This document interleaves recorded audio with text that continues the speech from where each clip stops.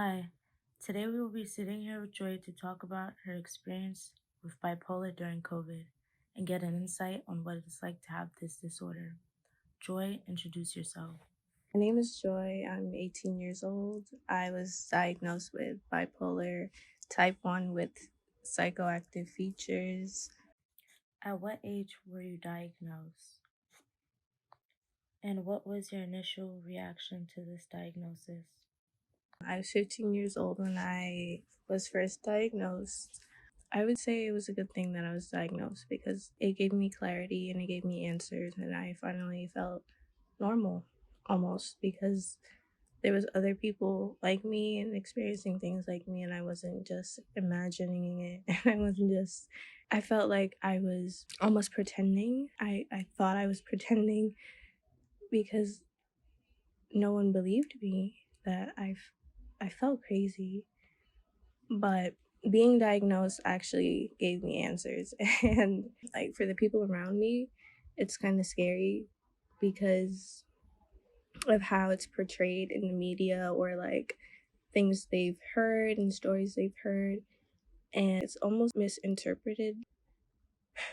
A lot of people don't understand it, and I feel like this project, I hope people understand it more. Why did you agree to do this? I wanted to do this piece because I feel like not many people get an insight to my mind, and I'm very closed off. And honestly, this project has made me feel uncomfortable in many, many ways, but it also has made me see myself in a completely different perspective, and I've gotten to appreciate myself from that perspective. But I have enjoyed it, and I enjoyed being able to express myself completely without feeling judged in any way.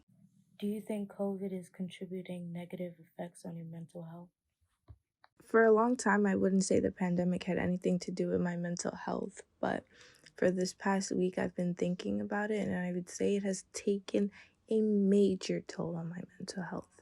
One that I should have called out and noticed quite long ago, but I feel like I'm at a mental block because of the pandemic, and I literally can't do anything about it because the world around me is falling also.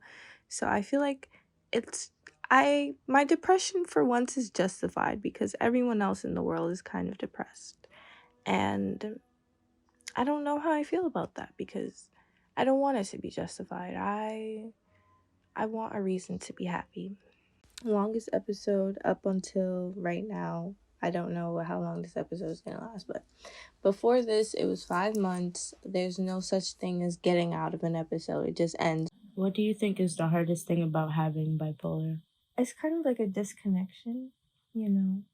Like, my feelings is not really like on the same level of what's happening around me, you know? Mm.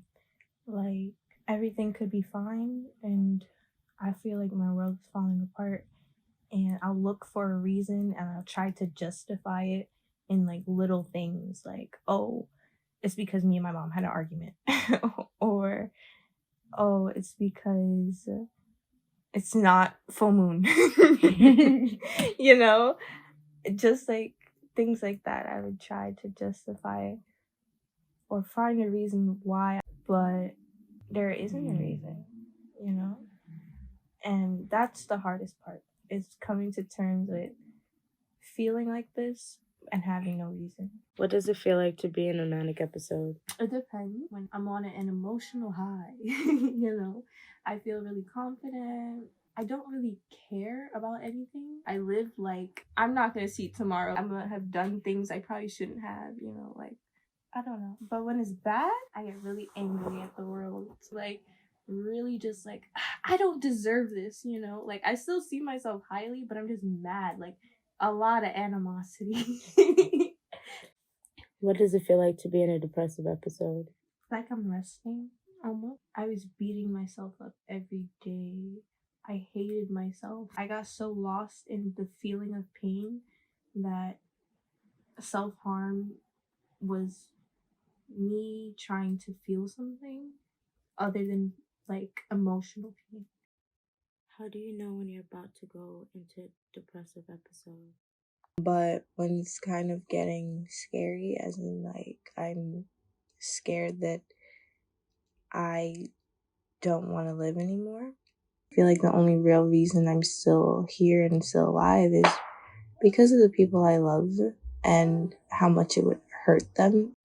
Do you have a strong support system, and does that stop you from feeling lonely?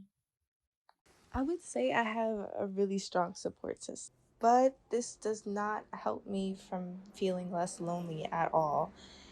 I love my support system so much that I don't want them to worry about me, because if I can't cope being alone, then I'll never truly be okay, and that's the mindset I've had for a long time. How does an episode affect you physically?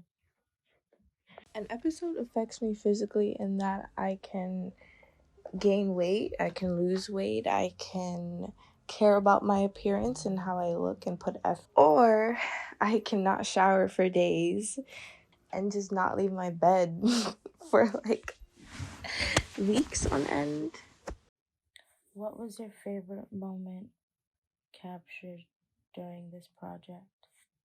Probably be when we were on the beach and I was dancing, and there was this perfect shot of when I was just dancing to this song, and I remember the moment and I feel like I was really happy.